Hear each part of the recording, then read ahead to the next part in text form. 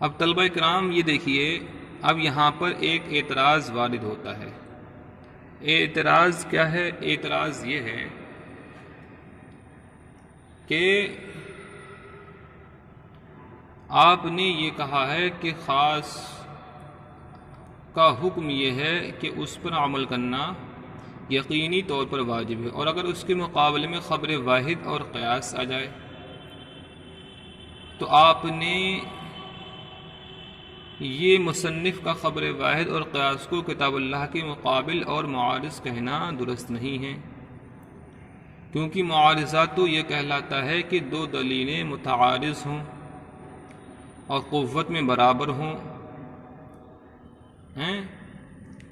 اب ایک ٹھہرے پرائم منسٹر صاحب اور ایک ٹھہرے گاؤں کے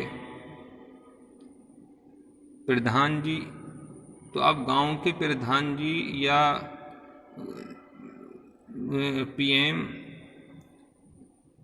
دیش کے، تو اب ان دونوں کا کفو کیسے ہو سکتا ہے؟ ان دونوں کا، وہ دونوں طاقت میں ایک برابر کیسے ہو سکتے ہیں؟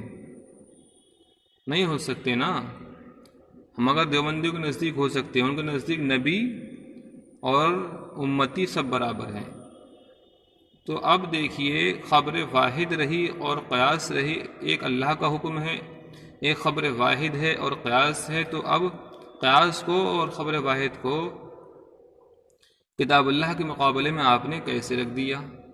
تو اب یہ رکھنا ٹھیک نہیں ہے۔ فَإِنْ قَابَلَهُ، اب مصنف کی جو عبارت ہے اس عبارت پر اعتراض یہ ہو سکتا ہے، لہذا دونوں کتاب اللہ کے عارض کیسے ہو سکتے ہیں؟ تو اب اس کا جواب کیا ہوگا؟ تو اس کا جواب یہ ہے، آپ نے معارضہ کی جو تعریف کی ہے یہ اصطلاحی معارضہ کی تعریف ہے۔ معارض کہنا درست نہیں۔ معارضہ تو یہ کہلاتا ہے کہ دو دلیلیں متعارض ہوں اور قوت میں برابر ہوں، تو یہ اصطلاحی تعریف ہے، ورنہ لغوی معارضہ میں مساوات شرط نہیں ہے، یعنی دونوں دلیلوں کا قوت میں برابر ہونا شرط نہیں ہے۔ اور یہاں ہماری مراد لغوی معارضہ ہے، نہ کہ اصطلاحی معارضہ ہم نے مراد نہیں لیا ہے۔ اصطلاحی معارضہ یہی ہوتا ہے کہ وہ دونوں دلیلیں متعارض ہوں، قوت میں برابر ہوں۔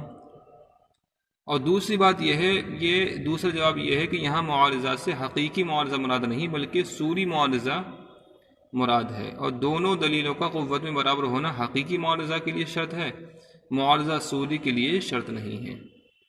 اور ساتھ میں ہم آپ کو یہ بھی بتا دیں کہ یہ مذہب قاضی ابو زید اور شیخین اور مشائخ عراق کا ہے، اور مشائخ سمرقند اور اصحاب شافعی کا مذہب یہ ہے کہ خاص کتاب اللہ سے حکم قطعی طور پر ثابت نہیں ہوتا،